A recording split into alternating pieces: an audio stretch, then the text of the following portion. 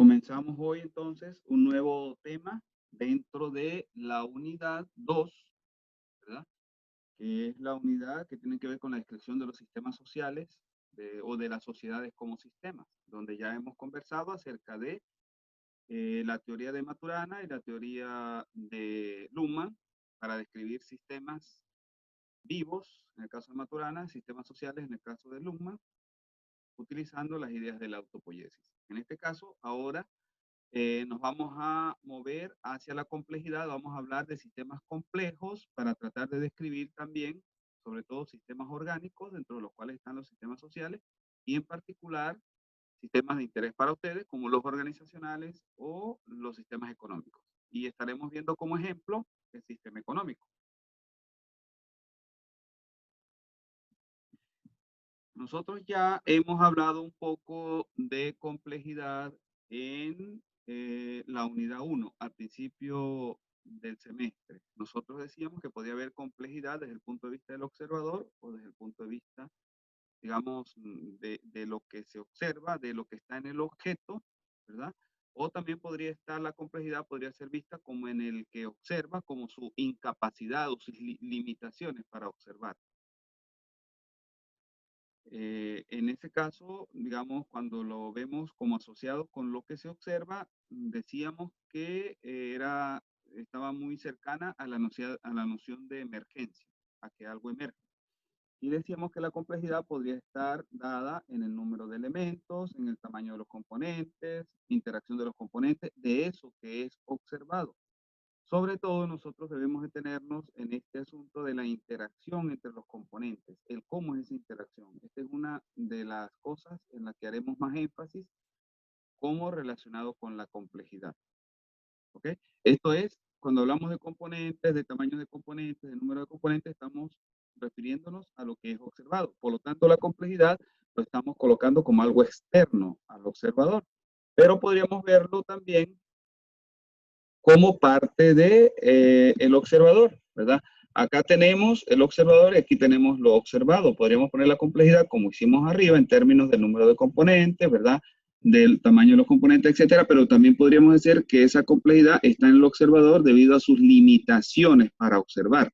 Entonces, en ese caso, diríamos que podrían estar relacionadas con su capacidad técnica, con la capacidad para entender, también podría ser con la paciencia. Si está apurado una persona y no observa con paciencia, pues va a ser difícil entender la emoción que tenga. Si tiene emociones como miedo, etcétera, no va a estar observando con calma las cosas.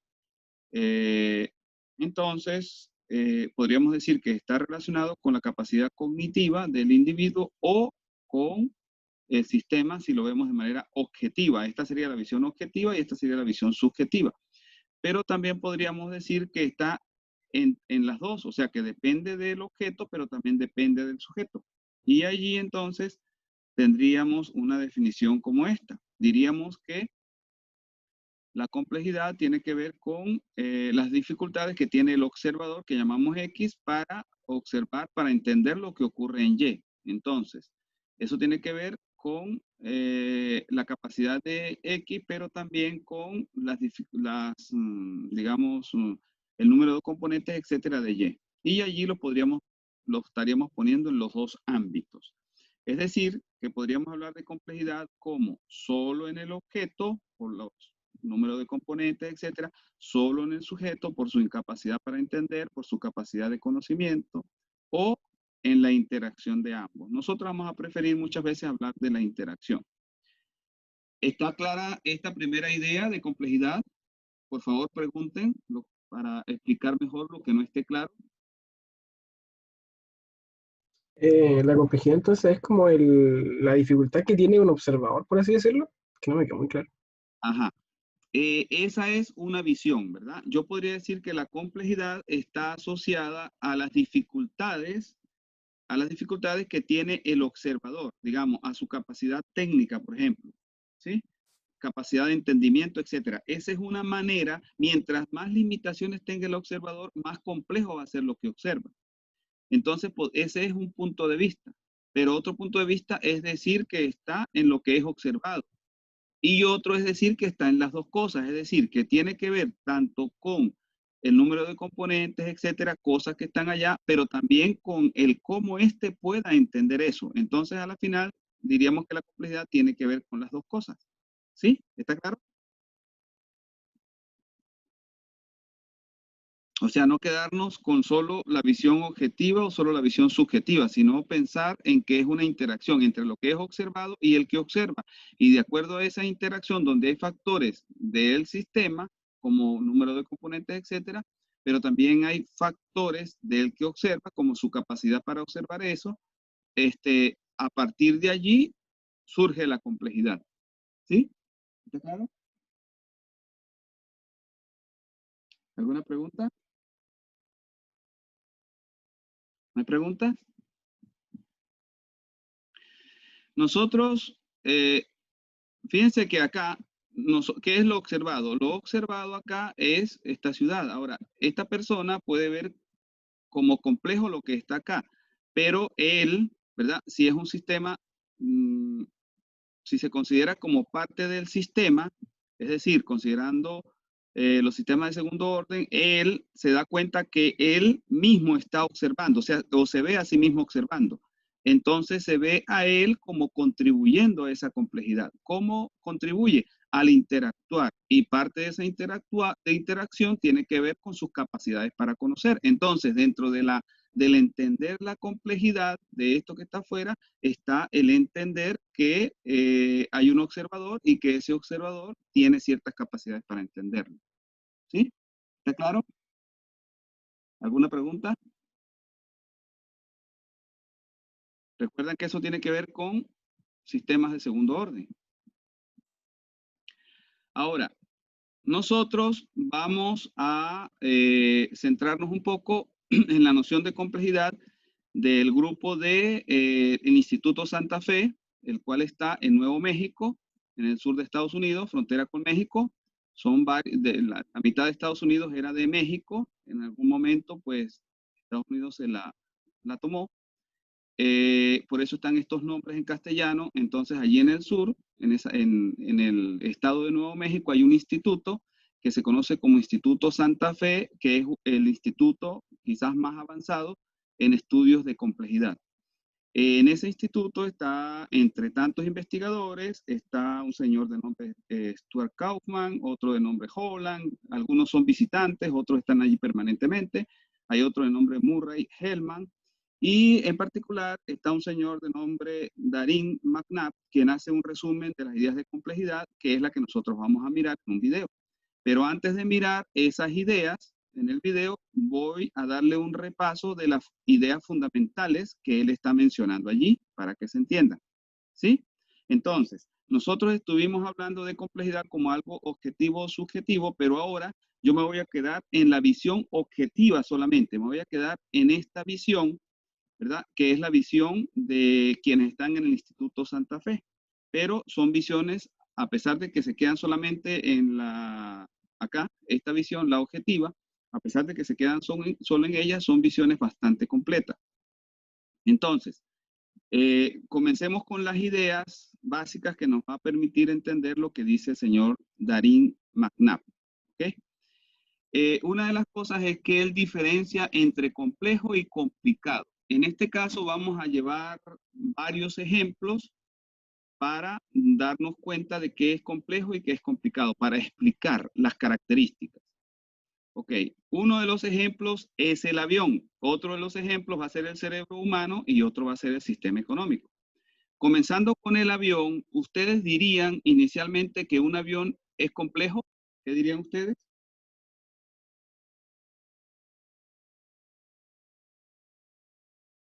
¿Será complejo un avión? Todo es válido equivocarse. Lo importante es intervenir para aprender. ¿Sí? Sí, pues sí, es complejo.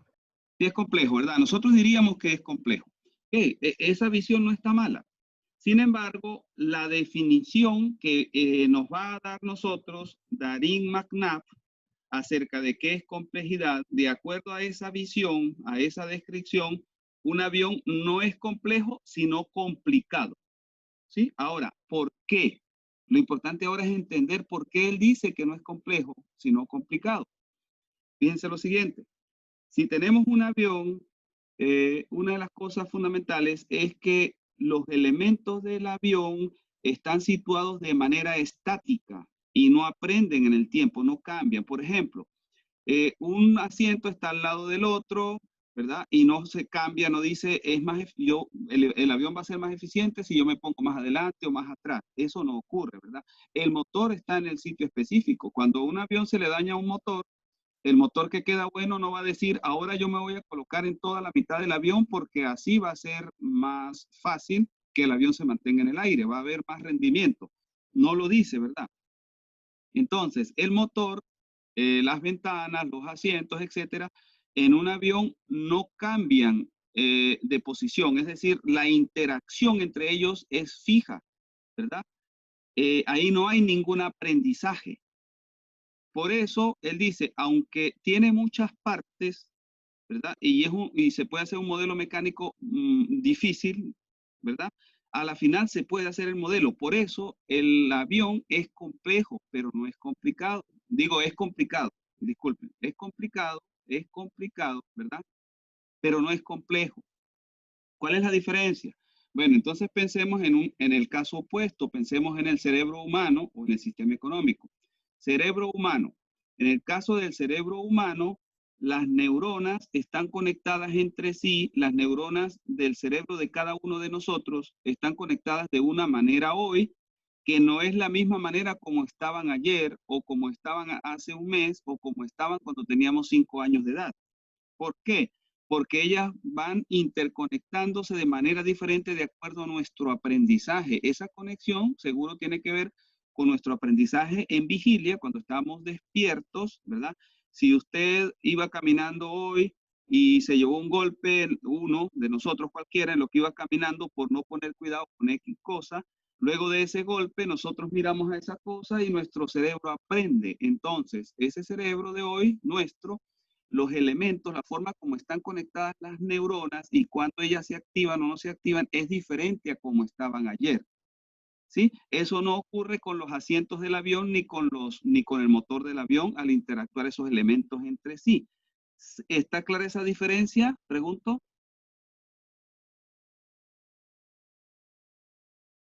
¿Se entiende? Por favor.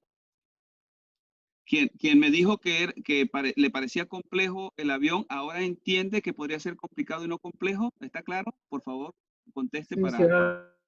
¿Cómo? entiendo, pero podría dar una definición como un poquito más, podría dar una definición como un poquito más textual, así, para poder escribir.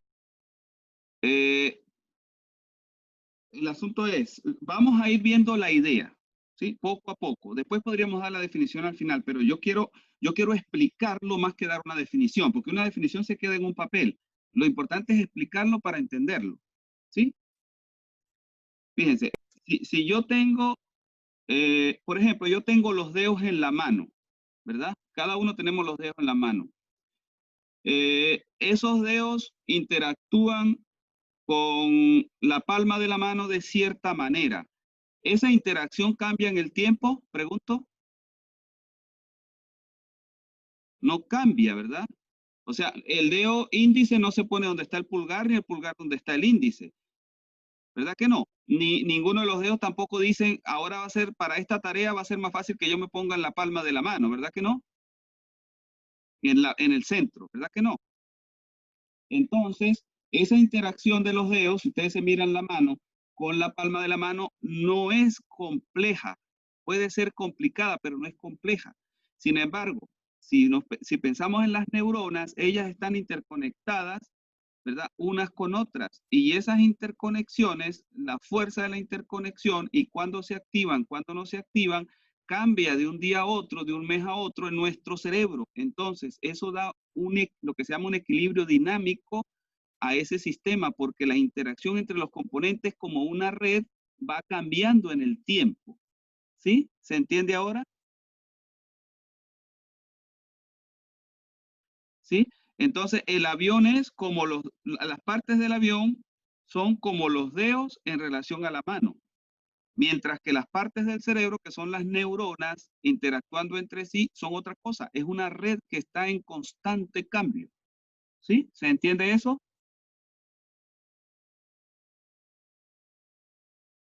Por favor, contesten si se entiende o no se entiende. Sí, sí. ¿Sí se entiende? Vamos a dar otro ejemplo.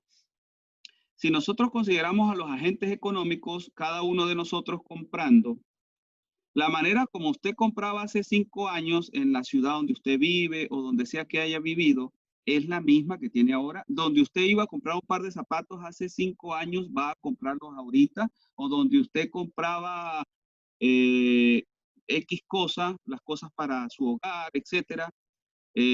O si usted vende algo, aquellos clientes que tenía hace 5 años se comportan igual a los de ahorita. Es decir, la interacción en el sistema económico será dinámica, ¿verdad? ¿Y será eso un sistema complicado, complejo, o será eso, si no es dinámica, será un sistema complicado? ¿Qué dicen ustedes? Es complejo, ¿no? Exactamente, es complejo la interacción y la interacción social en su familia, de usted con sus padres, con sus hermanos, con sus primos, etcétera, es dinámica, ahí nunca, o es solo es compleja o es complicada. Allí nunca hay matrimonios, allí nunca hay hijos, ustedes no cambian de escuela, entonces ¿será compleja o será complicada?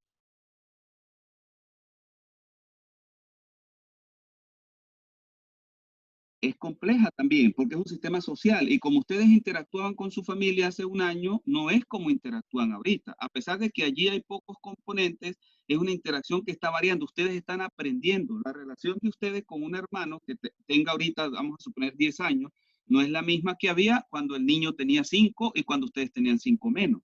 Y su cerebro, el cerebro de su hermano, ha cambiado y el comportamiento ha cambiado. Eso es un sistema complejo, no un sistema complicado. ¿Sí? ¿Se entiende?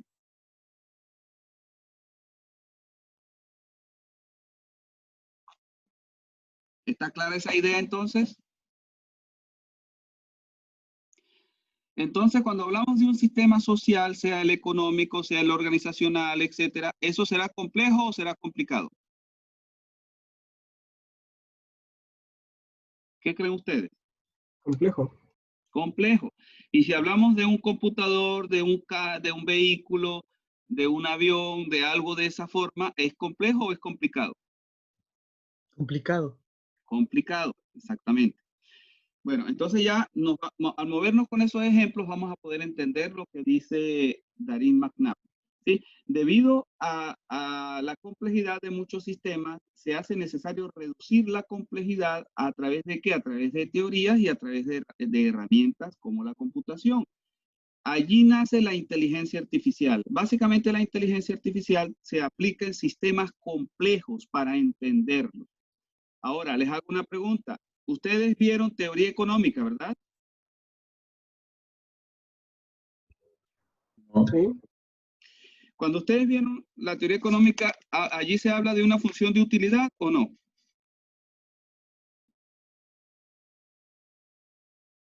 Ya. Esa función de utilidad está ¿dónde? ¿Quién se supone que tiene esa función de utilidad? La empresa, ¿no? Las empresas y las personas, nosotros.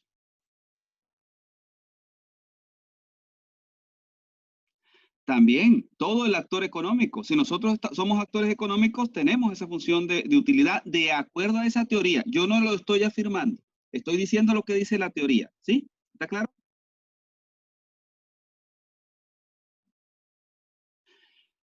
Ahora, les hago otra pregunta. Cuando los individuos, los actores económicos toman decisiones de acuerdo a esa teoría, toman las decisiones de acuerdo a la información de su entorno o de acuerdo a tendencias, como tendencias de precios, tendencias globales, etcétera, en todo el sistema.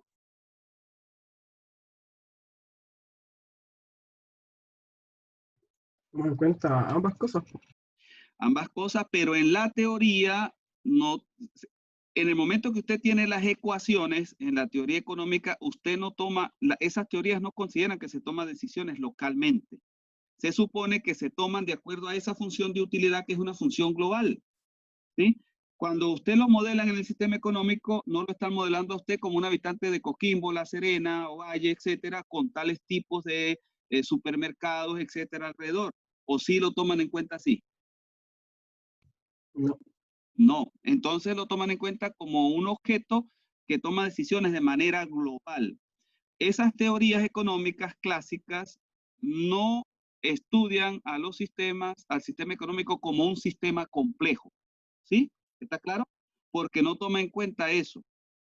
Entonces, de los estudios de sistemas complejos, de las teorías de sistemas complejos y de la inteligencia artificial, salen propuestas de estudiar a la economía de otra manera, tal que digamos, la teoría sea más realista y considere la toma de decisiones de los individuos localmente, ¿sí? Y, digamos, considerándolos como entes que interactúan de manera dinámica, ¿sí? Con este cambio en la interacción de los componentes. Eso no lo considera tampoco el sistema económico. No van a decir, el sistema económico de diciembre del 2019 es diferente al de diciembre del 2020, 2021, porque los objetos interactúan ahora de manera diferente. Eso no lo va a decir la teoría económica clásica porque no lo considera. Sin embargo, un modelo económico que considere la complejidad de los sistemas económicos sí diría eso. ¿Está eso claro? Quiero hacer la diferencia entre aquí, en este momento, en lo que estoy diciendo, hago la diferencia entre un sistema, entre una teoría económica, lo mismo ocurre con las teorías administrativas, y lo que son las teorías de sistemas complejos cuando estudian, o digamos, los estudiosos de sistemas complejos cuando estudian a la economía o estudian a las organizaciones. ¿Sí? ¿Está claro? ¿Alguna duda?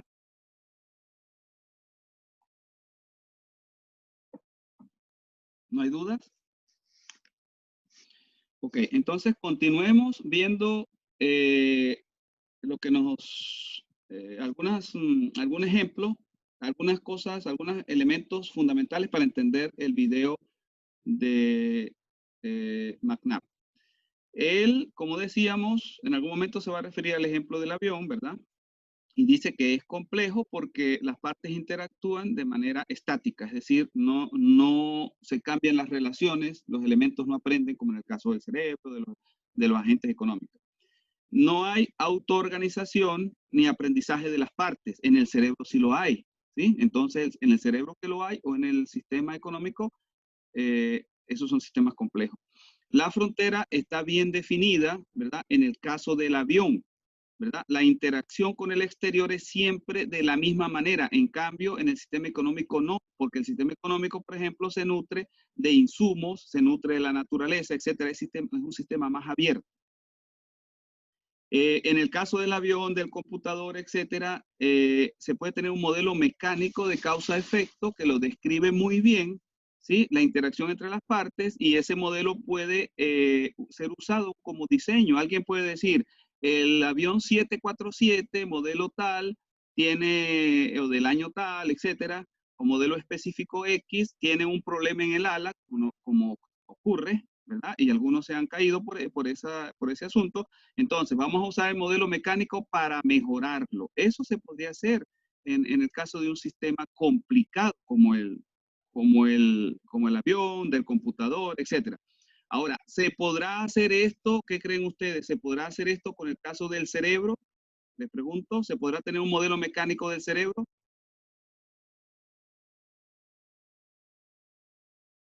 ¿Qué piensan ustedes? ¿Sí? ¿Sí se puede? Puede que sí, pues, o sea, las inteligencias artificiales como que tratan de recrear eso, ¿no? No sé, Claro, ¿no? trata, pero no lo trata de hacer con un modelo mecánico, porque el modelo mecánico ahí no funciona, sino que lo hace con modelos heurísticos, ¿sí? Que son modelos mucho más inestables, con más posibilidades de error, etcétera, ¿sí? Pero no un modelo como el de la ingeniería mecánica, que es un modelo, digamos, muy bien definido, muy concreto.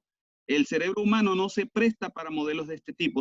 Los modelos de la inteligencia artificial son modelos muy aproximados, ¿sí? Y que son útiles para entenderlo, pero no es este tipo de modelo mecánico, porque allí la interacción es muy dinámica y es muy difícil representar aquello, ¿sí? ¿Está claro? Les voy a hacer un ejemplo, les voy a poner un ejemplo. Si una persona sufre de epilepsia, ¿ustedes creen que se puede hacer el modelo mecánico o habrá un modelo de la inteligencia artificial que permita decir, bueno, si usted ahora le modifica el cerebro a la persona de tal manera, de acuerdo a esta función, entonces se le quitará la epilepsia.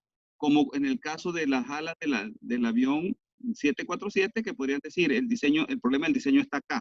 ¿Ustedes creen que podríamos hablar de un problema de diseño o algo así en el cerebro a partir de un modelo para quitar algo como la epilepsia? ¿Qué creen ustedes?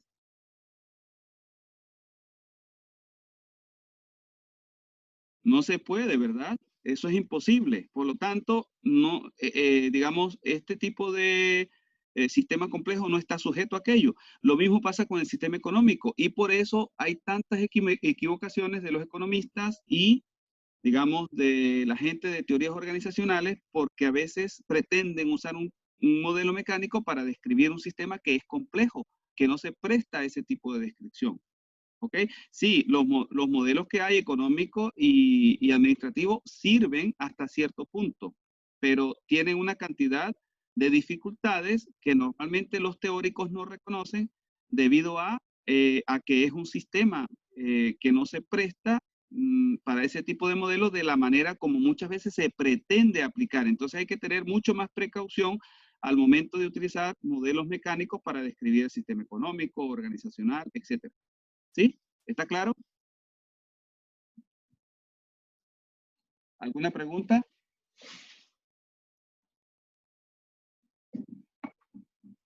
¿No hay preguntas? En el caso de los sistemas que se prestan a este tipo de modelos donde no hay esa interacción dinámica, tampoco hay propiedad emergente, ¿verdad? El avión vuela, pero eso ya lo puede decir la teoría mecánica. En cambio, en el cerebro aprende y cómo aprende, no sabemos cómo va, qué cosas va a aprender, etcétera. O sea, es impredecible un modelo de un sistema complejo. En cambio, el de un sistema complicado es predecible. Sí, el avión va a volar, no va a volar. Alguien, un experto, podría mirar el modelo y dice, sí, si está bien hecho, va a volar. En cambio, de un modelo cerebral, dirían, bueno, vamos a hacer un cerebro y va a funcionar de esta manera o de aquella manera. No, eso no ocurre porque esos modelos no existen. Entonces, no se puede predecir. Como no se puede predecir, es muy difícil de entender. Se dice que allí en el sistema complejo existen propiedades emergentes, mientras que en el sistema complicado no. Allí solamente hay propiedades estáticas. ¿Sí? ¿Está claro eso? ¿Alguna pregunta? ¿No hay preguntas?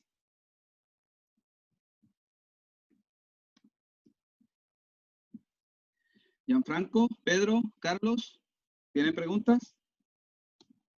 ¿No? Todo bien. Romina, Analía, María, Paula, Isidora, No, profe, todo claro ¿no? hasta ahora. Todo claro. Bueno, entonces continuemos.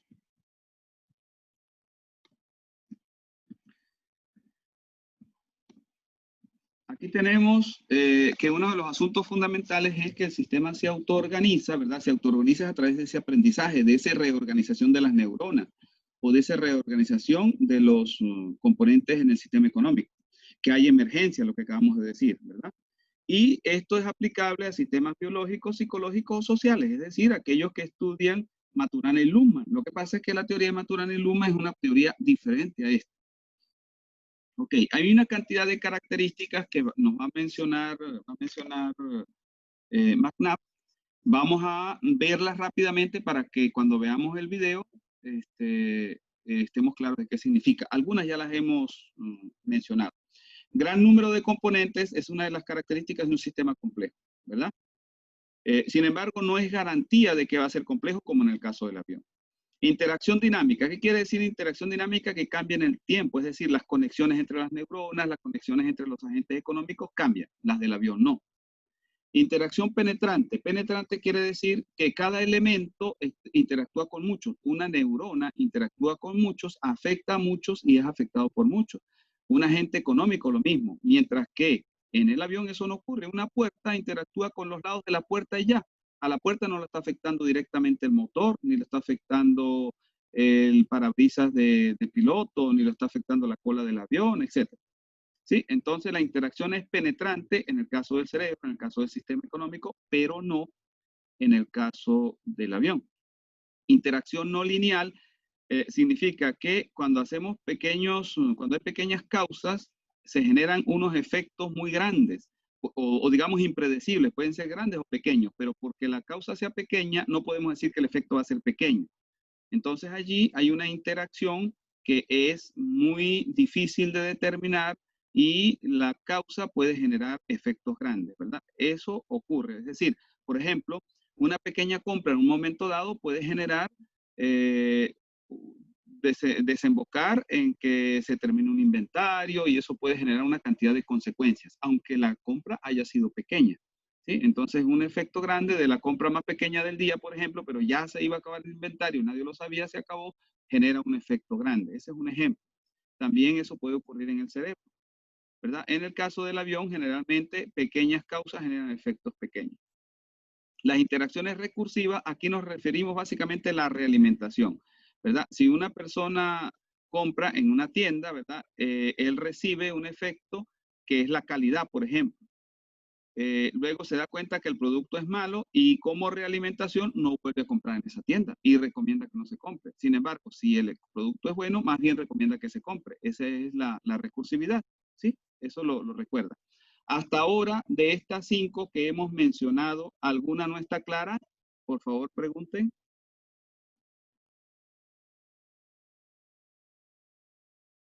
¿Alguna de estas características de los sistemas complejos no está clara?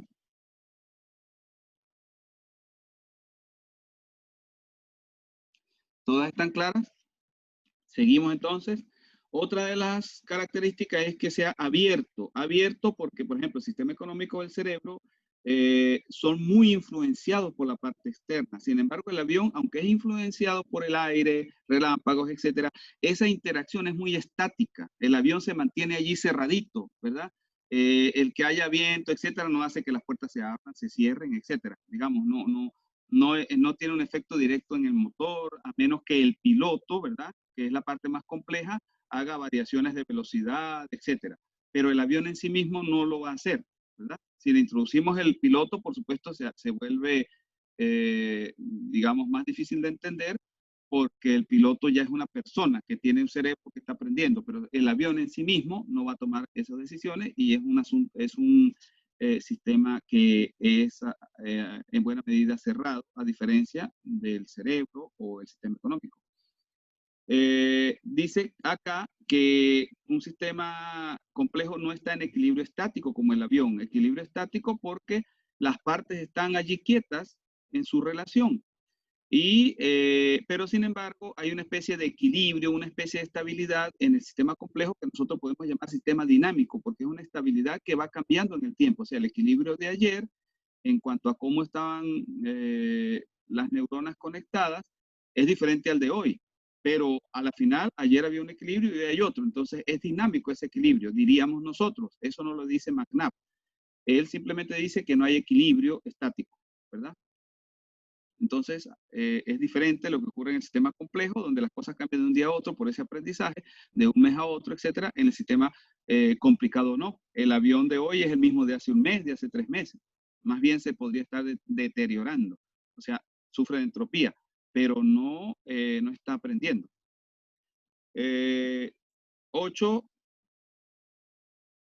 Su historia es necesaria para entender su estado actual. Para saber cómo está el avión actualmente no es necesario saber la historia del avión, ¿verdad? Pero para saber cómo está nuestro cerebro, qué es lo que conoce, o cómo está el sistema económico, sí es necesario saber cómo fue que aprendió ese sistema, cómo aprendió nuestro cerebro, cuáles fueron nuestras experiencias ayer, anteayer, cómo fue nuestra relación con la familia, qué nos enseñaron, ¿verdad? Cómo estudiamos en la escuela, cuáles fueron nuestros amigos, etcétera.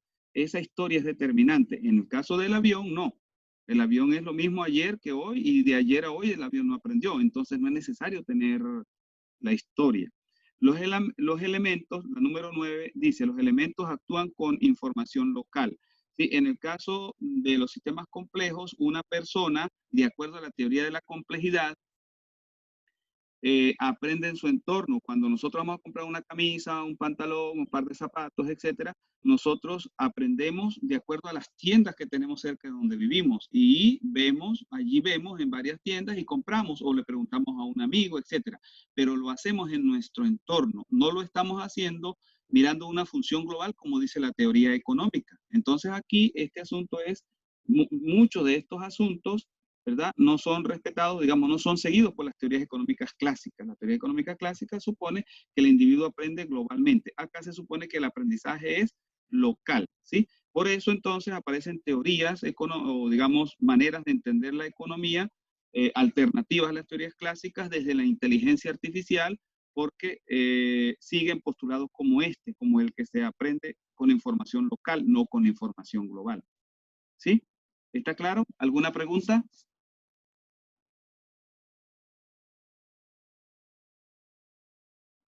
Por favor, pregunten. Miren las propiedades y si alguna de ellas no está clara, por favor, pregunten.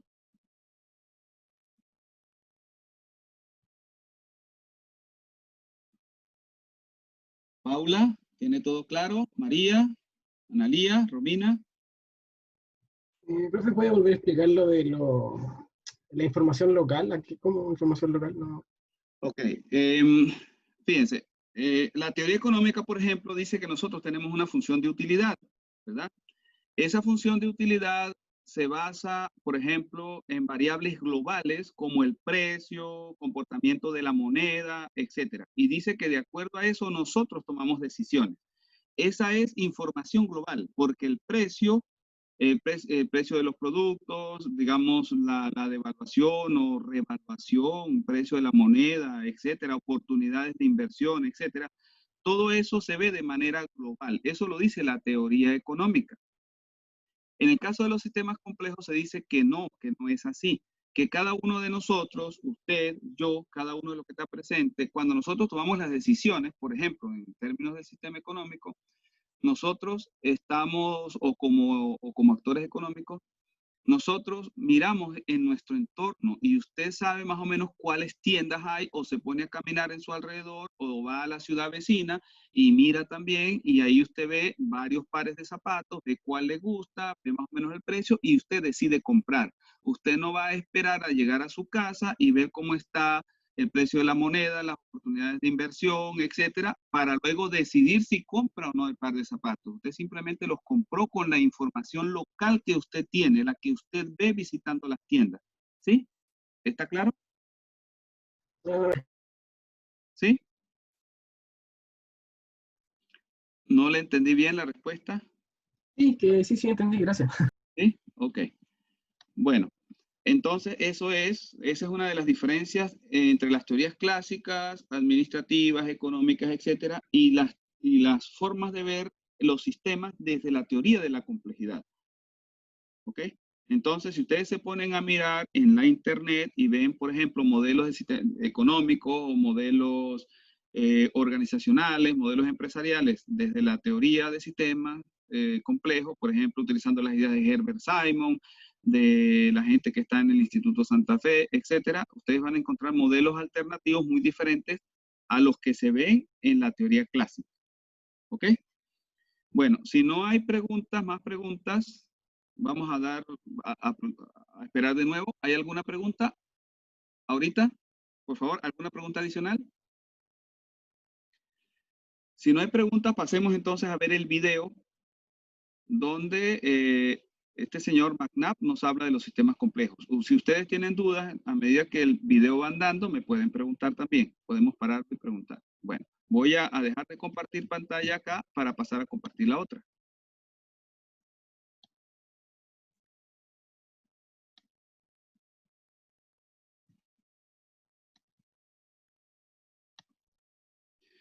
Ok, ahí estamos con el video de McNabb. Voy a iniciarlo. Me dicen si el audio está bien, si logran oírlo. ¿Lo oyen? Sí, pero sí se escucha. Ok, entonces vamos de nuevo. Comenzamos.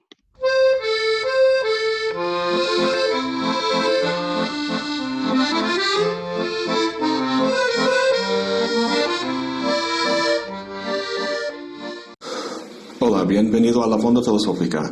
Hoy una mirada al fenómeno de la complejidad. En los últimos 10 o 15 años, la complejidad se ha vuelto un tema muy popular. Casi todas las secciones de tu librería local tienen títulos al respecto. La complejidad y la sociología, la arquitectura, el conocimiento, la antropología, la física, administración de negocios. Incluso la complejidad y el deporte. La verdad no estoy muy seguro qué tiene que ver la complejidad con el deporte, pero cierto es que muchos han encontrado en las así llamadas ciencias de la complejidad un modelo muy potente y fructífero para entender la naturaleza de toda una gama de fenómenos, desde el cerebro y el lenguaje hasta la sociedad, la economía y el Internet. ¿Y la filosofía? ¿De qué sirve un estudio de este tema de la complejidad para el filósofo? Como veremos, sirve de mucho. Si te das cuenta, una buena parte de la historia de la filosofía y también de la propia ciencia consiste en un intento de reducir la complejidad de la experiencia a algo sencillo. Teorías filosóficas como las ideas de Platón, la sustancia de Aristóteles, el sujeto trascendental de Kant, etc., explican fenómenos o conductas complejas al reducirlos a esencias o principios básicos. ¿Has oído hablar del debate modernidad-postmodernidad? Se caracteriza de forma muy simplista de la siguiente manera. Por un lado, hay personajes como Descartes, Leibniz, Kant y Hegel que hacen metafísica de forma absolutista y universalista. Conjuran un esquema sencillo que lo explica todo. Y por el otro lado están los posmos, Nietzsche, Heidegger, Derrida y Foucault. De distintas formas, estos autores tratan de mostrar que la pretensión de totalidad falla como consecuencia de la propia estructura de los sistemas que analizan. Hay una ilustración perfecta de todo esto en la obra de Robert Nozick. En el prefacio de su libro Anarquía, Estado y Utopía, dice lo siguiente. Una forma de actividad filosófica es como empujar y llevar cosas para que encajen dentro de algún perímetro establecido de forma específica. Todas esas cosas están fuera y tienen que embonar. Usted presiona y empuja el material dentro del área rígida, metiéndolo dentro de los límites de un lado e hinchando el otro. Corre a la vuelta y presiona la vejiga inflada, produciendo otra en otro lado. Así usted presiona, empuja y corta las esquinas de las cosas de modo que encajen, y oprime hasta que finalmente casi todas ellas, más o menos vacilantes, entran. Aquello que no lo logra es arrojado lejos, de modo que no vaya a notarse. Rápidamente encuentra usted un ángulo desde el cual el objeto muestra un ajuste exacto y toma una instantánea, colocando el obturador en rápido antes de que algo se hinche notoriamente. Después, de regreso en el cuarto oscuro, retoca los rasgones, roturas y jirones del material del perímetro. Todo lo que resta es publicar la fotografía como una representación de cómo son exactamente las cosas, haciendo notar cómo nada encaja apropiadamente en ninguna otra forma. Es buenísimo, ¿no? Seguro ves los puntos de comparación. Los modernos son los que tratan de meter todo en una caja delimitada. Y los posmos, al jalar un poco los rasgones y jirones, muestran cómo inevitablemente las cosas salen de golpe de sus confines. Si te das cuenta, al hablar yo de los posmos, estoy haciendo precisamente eso que comenta Nozick, de meter una diversa gama de cosas, en este caso autores, en una sola caja nítida, como si todos compartieran una esencia a la que se podrían reducir. En conversaciones sobre los así llamados posmos, esta esencia viene siendo que para los posmos todo se vale. Pues eso es ridículo. No vas a encontrar esa afirmación en Foucault o en Derrida, ni como consecuencia de su pensamiento, si lo estudias cuidadosamente. Entonces, cuando sientes la tentación de usar la palabra postmoderno, piénsalo dos veces y trata de hablar de un autor específico, citando algo de su obra. En fin, este video no trata del pensamiento de Nietzsche y compañía. Se trata del estudio de sistemas complejos. Por economía mental y eficiencia en el razonamiento, tenemos que agrupar o clasificar las cosas, es decir, reducir la complejidad. Pero con ciertas cosas hay que tener cuidado. El punto de todo lo que acabo de comentar es que puede que haya fenómenos que sean realmente complejos, que no puedan explicarse con un solo cuento o metarrelato, como lo llamaba Lyotard. A lo mejor hay que abordar fenómenos complejos en toda su complejidad. Si quieres criticar a Kant y Hegel desde Derrida y Foucault, eso está muy bien, pero el punto de este video es que también se puede hacer desde los estudios contemporáneos de la complejidad.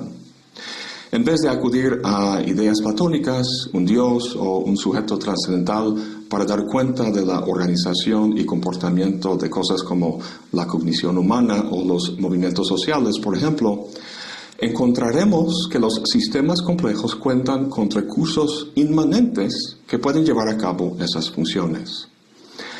Bueno, sé que de momento todo esto suena un poco complejo, pero prometo que cobrará sentido muy pronto.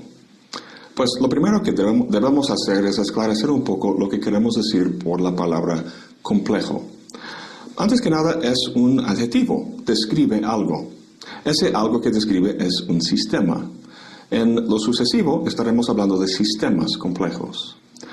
Un sistema es un conjunto de partes o elementos conectados entre sí, formando así una totalidad, la cual produce algún efecto o realiza alguna función. Mi cafetera es un sistema en ese sentido, varias partes conectadas entre sí que llevan a cabo una función, una de la que dependo todos los días. Sin embargo, no es un sistema complejo, sino solo complicado. ¿Por qué? Porque la conducta del sistema es algo que puede describirse al describir la naturaleza y funcionamiento de sus partes. En otras palabras, el sistema no es más que la suma de sus partes.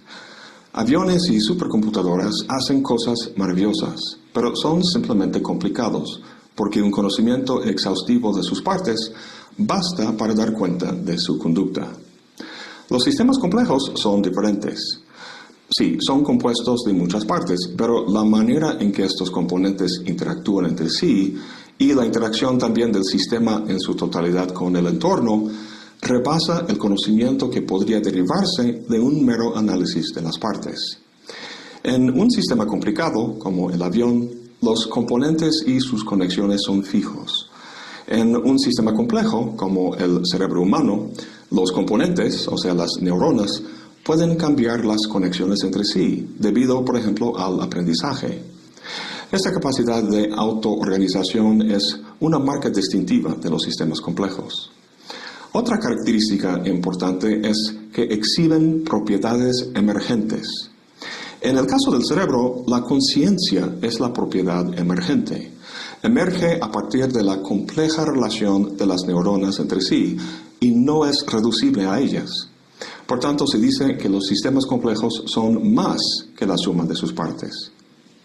Si un sistema es más que la suma de sus partes, entonces eso representa un desafío al modo de comprensión que procede mediante el análisis de las cosas.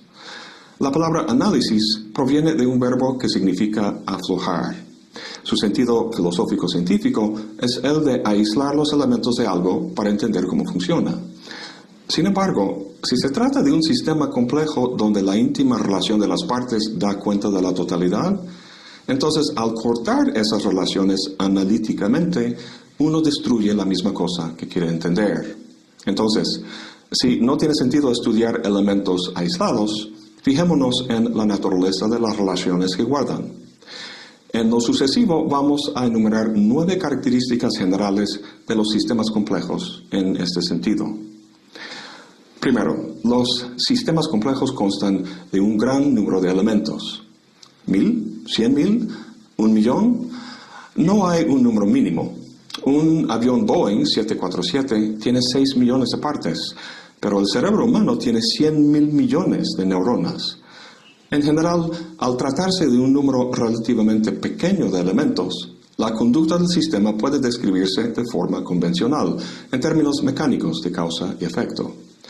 Los sistemas complejos tienden a ser sistemas orgánicos, o sea, biológicos, psicológicos o sociales, a diferencia de sistemas meramente complicados que suelen ser inorgánicos, como el avión o la cafetera. 2. La gran cantidad de elementos es una condición necesaria, pero no suficiente, como acabamos de ver con el avión, o como se puede ver también en los granos de arena en una playa.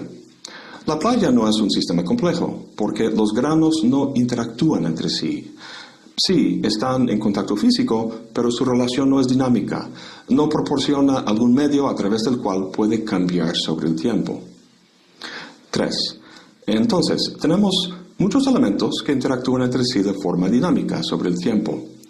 Además, esta interacción es penetrante en sus efectos, es decir, cualquier elemento influye en muchos más y es afectado por varios otros. 4. Las interacciones entre los elementos son no lineales.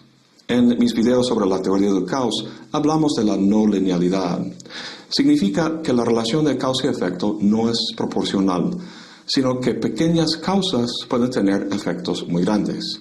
Si las relaciones fueran únicamente lineales, la complejidad nos sugeriría. 5. Las interacciones son además recursivas, es decir, el efecto que un elemento realiza puede volver a afectar a ese mismo elemento. Este fenómeno se conoce también como la retroalimentación. Esta puede ser positiva, es decir, estimula al elemento a seguir actuando de esa forma, o negativa, donde inhibe o frena la actividad de ese elemento. 6. En lo general, los sistemas complejos son abiertos, es decir, interactúan con su entorno, lo cual provoca adaptación y reorganización del sistema mismo. Los sistemas complicados tienden a ser cerrados. Los contornos del avión son muy marcados con respecto a su entorno, pero los de un sistema económico, por ejemplo, no. Los límites de este no son inherentes al sistema, sino que son una función de la descripción del sistema, es decir, depende de la posición del observador del sistema. 7. Los sistemas complejos operan bajo condiciones lejos del equilibrio. Un sistema en equilibrio es uno en el que fuerzas rivales están balanceadas o canceladas. Por ejemplo, tienes hambre y comes algo, o tienes una duda y la resuelves. Uno alcanza un estado de equilibrio. Pero si uno jamás volviera a tener hambre o a tener una duda, o sea, estar desequilibrado, el cuerpo dejaría de contar con la energía que necesita para reproducirse y vivir, y la mente dejaría de tener el flujo de ideas y cuestionamientos que constituyen su actividad y vitalidad. En los estudios de sistemas complejos, el equilibrio es sinónimo de la muerte. 8. Los sistemas complejos tienen una historia.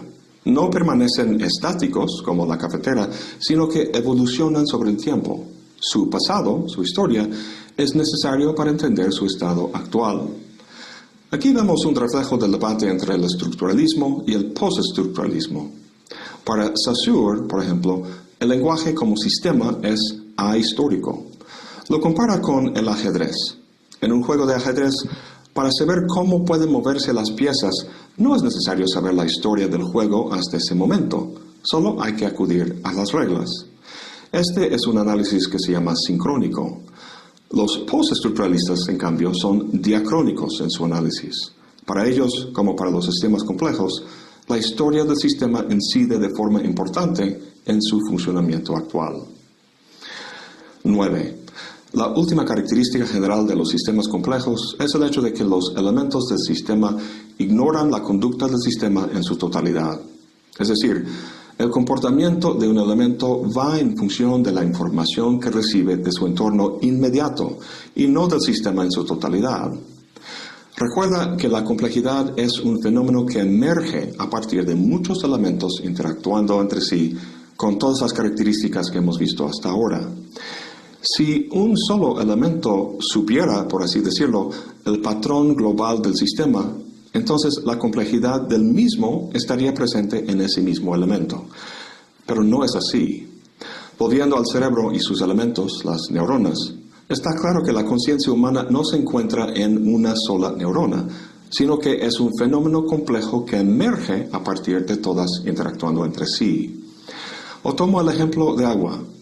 Imagínate que pudieras reducirte al tamaño de uno de los átomos de hidrógeno o oxígeno que lo compone. ¿Ahí entre los átomos encontrarías agua? Por supuesto que no. El agua no reside en los elementos que lo componen, sino que es un fenómeno que emerge a partir de su interacción. Bien, vamos a aplicar estas características a un ejemplo concreto, la economía. ¿Cuáles son los elementos que componen el sistema económico? ¿Las monedas y los billetes? ¿Los seres humanos que compran y venden? ¿Los bancos e instituciones gubernamentales? Pues depende de lo que nos interesa saber. Si nos acercamos mucho al sistema, de modo que veamos el flujo de cada centavo, a lo mejor nos abrume tanta información y se pierdan patrones significativos más globales.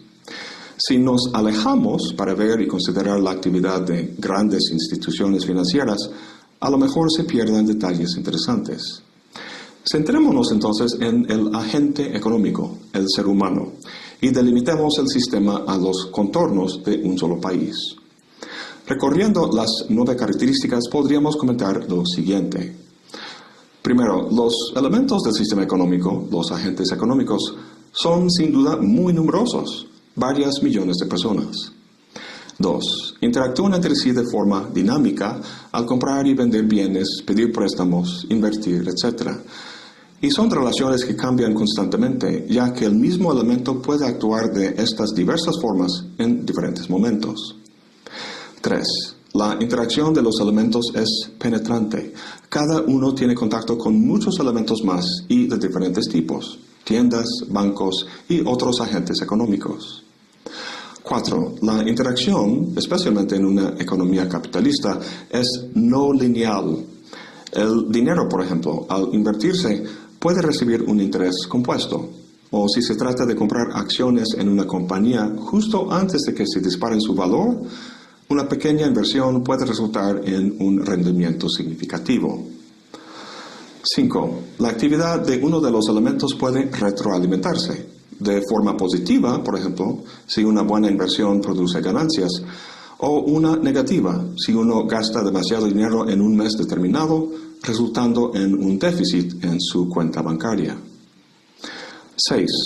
El sistema económico es, sin duda, abierto.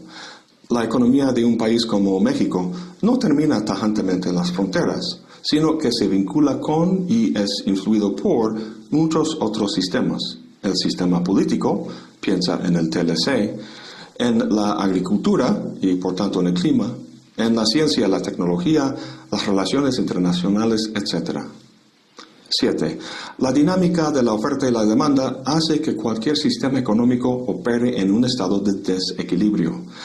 El constante esfuerzo por alcanzar cierto equilibrio es lo que provoca el flujo constante de mercancías, dinero, productos e información a través del sistema. En otras palabras, una economía siempre está en movimiento. Va por arriba, va por abajo, pero nunca es estático. 8. La conducta de un sistema económico es en buena parte una función de su historia. Los precios de hoy dependen en buena parte de los de ayer, por ejemplo. 9. Cada agente económico desconoce lo que hacen todos los demás y por tanto desconoce la conducta del sistema global. Actúa solo en función de información local. Por ejemplo, si quiere comprar algo, pregunta por el precio. Pregunta a sí mismo cuánto lo quiero y reflexiona sobre aquellas cosas que no puede hacer o comprar si lo compra. Sin duda, algunos actores tienen más información sobre patrones globales que otros, pero nadie tiene conocimiento de la totalidad del sistema en un momento dado. Es el agregado de todas estas decisiones individuales lo que compone el sistema económico en su totalidad. Un último detalle. Los diferentes fenómenos que pueden apreciarse en un sistema económico, como individuos, tiendas, bancos, tratados internacionales, organismos gubernamentales o el mismo Fondo Monetario Internacional, no son diferentes tipos de cosas, ontológicamente hablando. Hay un elemento básico, que en este caso es el agente económico, el ser humano. Las demás cosas que comentamos son fenómenos que emergen a partir de las interacciones del elemento básico. Muy bien, lo que hemos discutido hoy nos da una idea de la naturaleza de los sistemas complejos en sentido cualitativo. Pero, ¿cómo puede medirse la conducta de sus sistemas? En el próximo video veremos muy interesantes estrategias que se han desarrollado para tratar el fenómeno de la complejidad cuantitativamente. Eso es todo por hoy. Gracias por acompañarme. Hasta la próxima y buen provecho.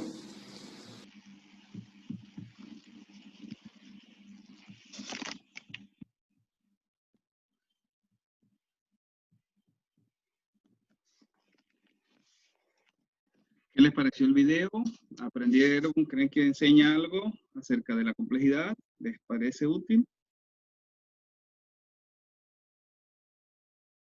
Sí, es más explicativo, se da a entender de mayor forma, como da más ejemplos. Ujú. Pero está relacionado con lo que ya habíamos conversado, ¿verdad? Es como lo que usted explicó, pero un poco más a fondo, algo así. Ujú. Ahora, bueno, él tiene 2 videos más que usted en esta área, tiene otros en otros ámbitos, pero en este tema en particular tiene 2 más donde él va a hablar es de modelado de los sistemas complejos para entenderlos. Cuando él habla de reducir la complejidad, habla de crear modelos para entenderlo, que en este caso, como les decía, no son los modelos clásicos de la economía o de la administración o de las organizaciones, sino modelos desde la inteligencia artificial que se basan en esas características. Nosotros no vamos a ver esos videos porque no tendríamos tiempo.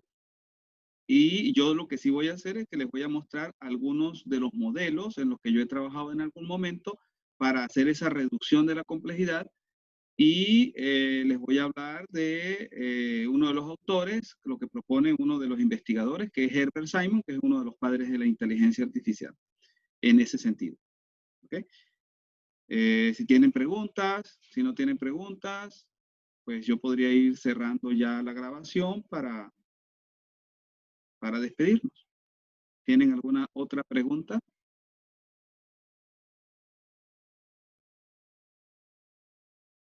No, profe, por lo menos yo ninguna. Ok, los demás. No, Tampoco, profe. Ok. Tampoco, profe.